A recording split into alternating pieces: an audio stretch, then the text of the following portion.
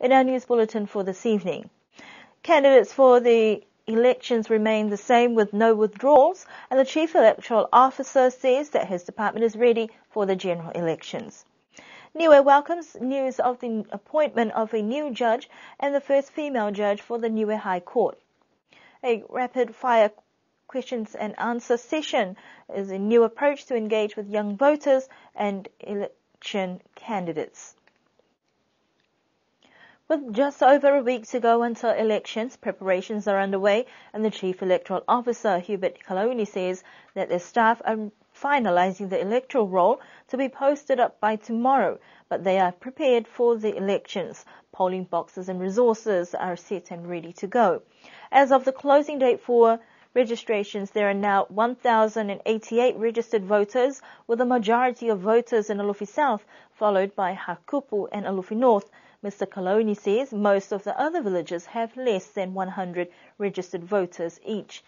Up until today, the names of candidates remain unchanged, with no withdrawals, so there are still 17 candidates in the common roll and 8 villages will be going to the polls. It also appears that the number of women this time round has increased, with 5 in the common roll and 5 women going for village seats. Polling booth locations have also been announced, and most villages will be going to either their village hall or church hall. Throughout the process, there has been some confusion, but Mr. Kaloni says that people need to take heed of the notices that they announce to avoid any disappointment, and if in doubt, approach the department. For those who move from one constituency to another constituency for 3 months or longer, they will be registered in their new area of residence. The department will be looking to do more awareness next week, especially for new voters. Arrangements have also been made for 2 half-days next week to be set aside for those who will be departing the island who would like to vote prior to election poll day. The Chief Electoral Officer has encouraged all voters to exercise their democratic rights as voters in this general election, an opportunity that comes once every 3 years. Niue has welcomed news of a first female judge sworn in to the Niue High Court.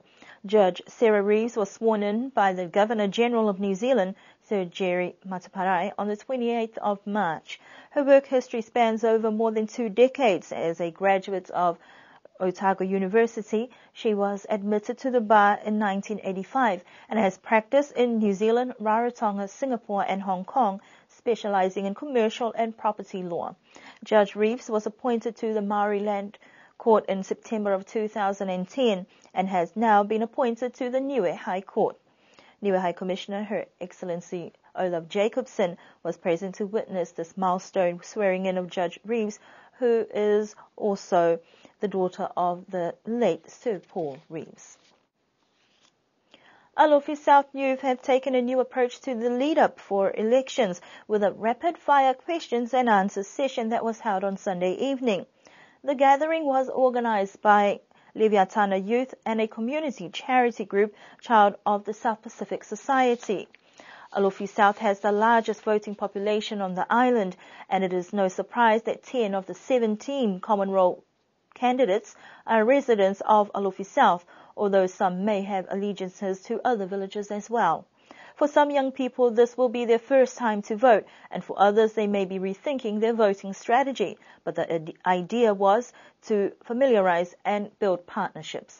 For the young youth, even though not a lot of them turned up on our first meeting to view their thoughts and feelings and ask questions, but I think it just makes them a little stronger coming out together to ask these sort of questions.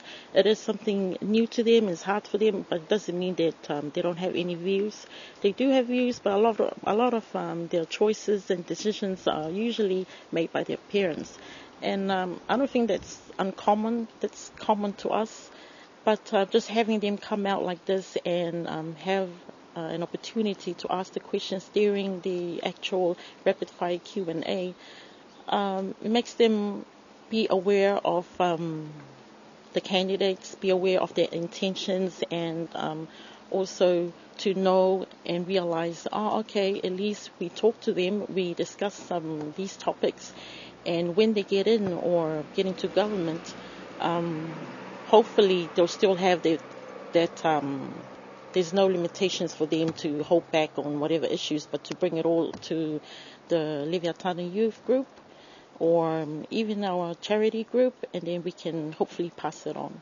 The Q&A session was a chance to get young people thinking about their personal judgments and how they would vote by hearing firsthand from candidates what they have to offer. All 4 candidates for the Alofi South Village seat were present, and only 7 of the 10 common role candidates appeared. Each candidate was given 2 minutes to talk about topics that range from arts, culture, population, leadership, legislation, finance, land, women and culture, tourism and development, to education and health. This was followed by a series of questions from those present. The session was moderated with timekeepers, notes taken, and a mini survey at the end. I think this is the first one for our youth group here, but it will be the first of many because we are looking at doing other things and we hope and we have been encouraging our youth to whatever ideas, whatever it is that the community here is looking at doing, that we should or they should come out and show their support, show their views, ask questions, because what we did with this one is we want them to have the well-informed decisions and well-informed information from the candidates. But with other things or other topics or other sessions we're going to have later on, we are looking at doing it in our community. The hope is that this approach may be used in future by others to engage with young people and youth and instill within them a sense of obligation as citizens to critically think about the leaders they would like to vote into power. And that is our news bulletin for tonight and our news for this week. We do hope that you will join us again next week. And don't forget to check out Niue Primary School's Sports Day tomorrow.